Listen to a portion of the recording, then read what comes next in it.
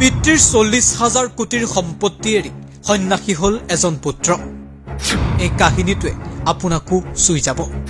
টকা পইচাই যে জীৱনত সকলো নহয় সেয়া বুজাই থৈ গ'ল এজন পুত্ৰই। নাম আজহান চিৰিপানিও। এই যুৱকজনৰ পিতৃৰ নাম হৈছে আনন্দ কৃষ্ণন। আনন্দ কৃষ্ণন হৈছে মালয়েছিয়াৰ এগৰাকী ধৰ্নাঢ্য উদ্যোগপতি। খবৰ অনুসৰি মালয়েছিয়াৰ দ্বিতীয় ধনী ব্যক্তিৰ তালিকাত আছে আনন্দ কৃষ্ণন। আনন্দ কৃষ্ণনৰ আছে টেলিকনকে ধৰি বিভিন্ন ক্ষেত্ৰৰ ব্যৱসায় আৰু এইগৰাকী প্ৰখ্যাত আনন্দ কৃষ্ণনৰ আছিল বিশাল সাম্ৰাজ্য। প্ৰখ্যাত টেলিকম কোম্পানী মাক্সিছৰ স্বত্বাধিকাৰী আনন্দ কৃষ্ণন আৰু এইগৰাকী প্ৰখ্যাত উদ্যোগপতি আনন্দ কৃষ্ণনৰ পুত্ৰৰ নামেই হৈছে আজহান চিৰিপানিও। আজহান চিৰিপানিও এগৰাকী মেধা ছাত্ৰ আছিল। লণ্ডনত পঢ়িছিল আজহানে। সৰুৰে পৰা সকলো সা সুবিধা লাভ কৰিছিল আজহান চিৰিপানিওই। লণ্ডনত উচ্চ শিক্ষা গ্ৰহণ কৰিবলৈ যোৱা আজহান চিৰিপানিওৱে প্ৰায় 8টাকৈ ভাষা ক'বলৈ শিকিছিল। তাৰে ভিতৰত আছিল ইংৰাজী, তামিলো। লাহে লাহে ডাঙৰ হল আজহান চিৰিপানিও আৰু উচ্চ শিক্ষা গ্ৰহণ কৰাৰ পাছতেই মেধা বুদ্ধি সম্পন্ন আজহানৰ এতিয়া দায়িত্ব হল পিতৃৰ বিশাল সাম্ৰাজ্যৰ গৰাকী হোৱাৰ।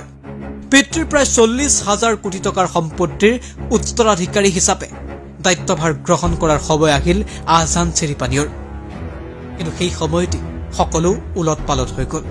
পিতৃয়ে 40,000 কোটিৰ সম্পত্তিৰ দায়িত্ব আজহানক গতাই দিব বিচৰাৰ সময়তে আজহানে পিতৃক জনালে যে তেওঁ এই সম্পত্তি গ্ৰহণ নকৰে।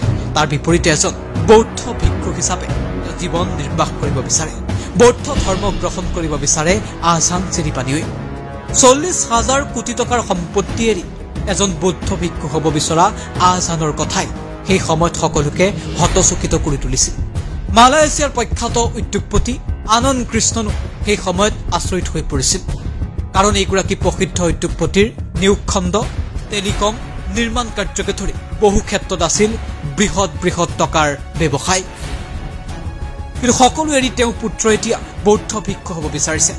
কথাষাৰ কোনেও সহজভাৱে ল'ব পৰা নাছিল। তথাপিও পুত্ৰ আজহান চিৰিপানিওৰ ইচ্ছাক সন্মান জনাইছিল পিতৃয়ে আৰু পুত্ৰক বৌদ্ধ ধৰ্ম গ্ৰহণ কৰিবলৈ পিতৃয়ে অনুমতি দিছিল। লগে লগে পিতৃৰ সেই 40,000 কোটি টকাৰ সম্পত্তিৰ মায়া মোহ এৰি বৌদ্ধ ধৰ্ম গ্ৰহণ কৰিবলৈ আগবাঢ়িছিল আজহান চিৰিপানিও। তাৰ লগে লগে এতিয়া কেইবাটাও প্ৰশ্নৰ অৱতাৰণা হল। কিয় আধ্যাত্মিকতাৰ প্ৰতি আকৰ্ষিত হল আজহান?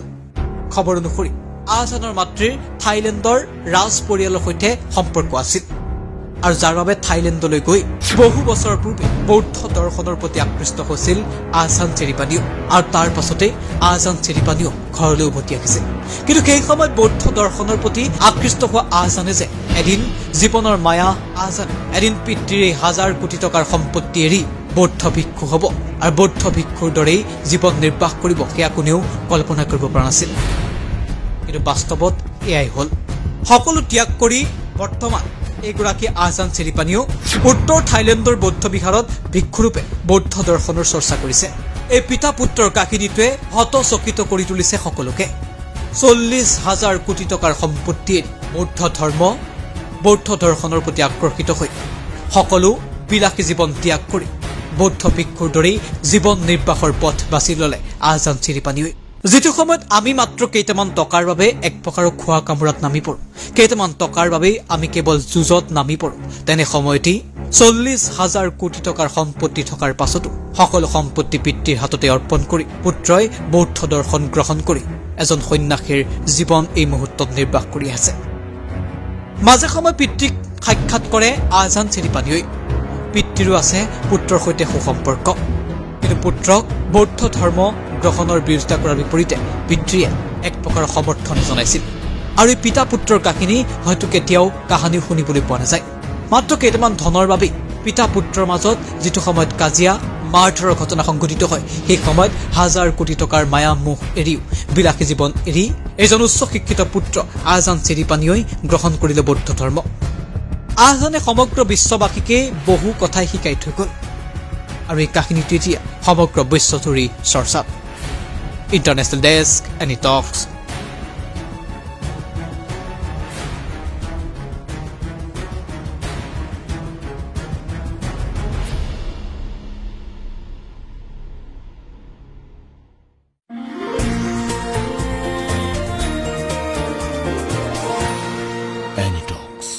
ভোটৰ বিপৰীতে ৰাইজৰ স্বাৰ্থ।